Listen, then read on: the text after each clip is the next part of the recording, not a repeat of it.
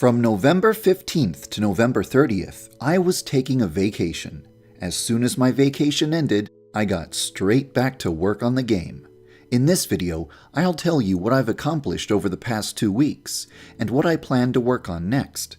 First, I'll talk about Osana and the speed of her development.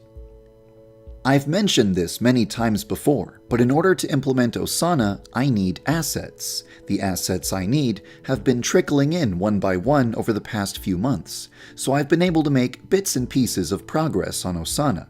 But I haven't been able to make huge leaps of progress because I've been waiting for the most important type of asset, animations, which take a very long time to make. Recently, I received a lot of the animations that I've been waiting for, so now I can finally start making huge leaps of progress instead of little bits of progress. I'm very excited about this, and I can't wait to finally start giving Osana a schedule and making her interact with Senpai. While I was waiting for the assets that I required, I spent my time fixing the game's frame rate, implementing the most requested features, improving my code, and adding new modes to help you pass the time while waiting for Osana.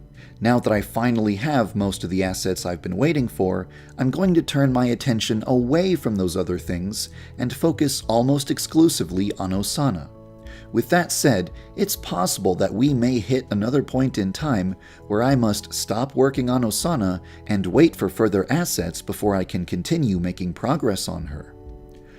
Originally, my personal goal was to implement Osana before January 1st, but this is no longer likely to happen. I underestimated how long it would take for all of Osana's necessary assets to be created. To make this process go by faster, I should have requested the assets months in advance. This is something that I will take into consideration when planning future rivals for Yandere Simulator. It's very unlikely that any rival girl will take as long to implement as Osana has taken. My goal is to design the rival system so that plugging in new rivals is a simple and easy process as long as I have the assets required. To be honest, it doesn't bother me if it takes a long time for me to receive assets, because I can spend that time working on all of the other features that still need to be implemented or improved. I have a lot of different tasks to complete, but I don't think it's important what order those tasks are completed in, as long as they all get done. I could make the delinquents walk around the school in January and implement the guidance counselor in February, or I could implement the counselor in January and the delinquents in February. It really doesn't matter which task gets done first, as long as there is always progress being made. That's my philosophy towards Osana. I still have plenty of other things to work on, so I personally don't mind if it takes a long time to receive assets. If I tried to squeeze out Osana before January 1st, it would be a broken, busted, half-finished version of Osana, and I know that nobody wants to see that. Except Yandere-chan. She would want to see that. Anyway, enough about Osana. Now it's time to tell you what I've been working on for the past 2 weeks. A lot of the stuff I've been working on is meant to be a surprise, so I'm not willing to show you everything in full detail just yet. However, I will tell you about some additions and changes that I've made to mission mode. First of all, the text that appears on screen during mission mode has been changed to give mission mode a drastically different look and feel from normal gameplay. The concept of day-to-day reputation doesn't make sense in mission mode, so the reputation meter has been replaced with an awareness meter. Every time someone spots you doing something suspicious, the school students become a little bit more aware that there is a dangerous person on school grounds. If awareness reaches 100, everyone at school will realize that you are a threat, and you will instantly fail your mission. Next, the random mission screen has been revised.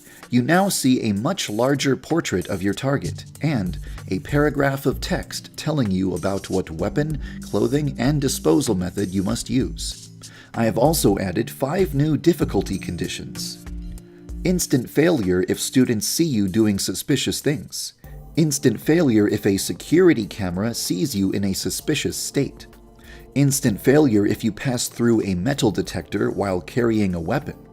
The inability to speak with other students. and an additional mission objective aside from killing your target. You must find a key, find a safe, unlock the safe, and steal its contents.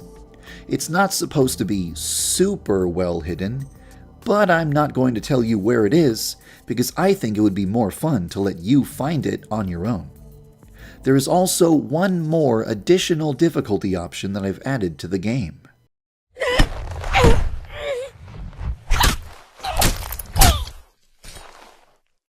Nemesis. Nemesis is a character who attempts to hunt you and kill you during mission mode. It is impossible to kill her with a frontal attack. If you want to kill her, you need to approach her from behind. However, if you run, she will hear your footsteps, so you have to walk, crouch, or crawl if you want to sneak up on her. You can decide whether or not Nemesis will spawn from the screen where you create your mission. To make things more interesting, you can also decide if she will be invincible or not. And to make your mission even more challenging, you can decide if Nemesis will be disguised as one of the female students. If she's not wearing a disguise, it's very easy to see her coming. She has messy hair, her eyes are thin, she wears gloves, and her hands are always fists. But if she is disguised as a student, there is nothing that gives away her identity. If Nemesis was too aggressive and was always heading straight for the player's current location, mission mode would become impossible. However, if Nemesis was just blindly wandering around the school, the player might never even encounter her, and she wouldn't present any challenge at all. I've tried to strike a middle ground, where she is intimidating and threatening, but not such a huge obstacle that the game ceases to be any fun at all. If this iteration of Nemesis isn't challenging enough, I'll make her more aggressive in the future.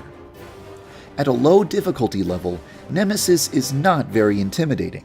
You can even toy with her if you want. But at a high difficulty level, when you have numerous conditions to worry about, and the timer is ticking down, and Nemesis is closing in on you, she becomes a much more formidable threat.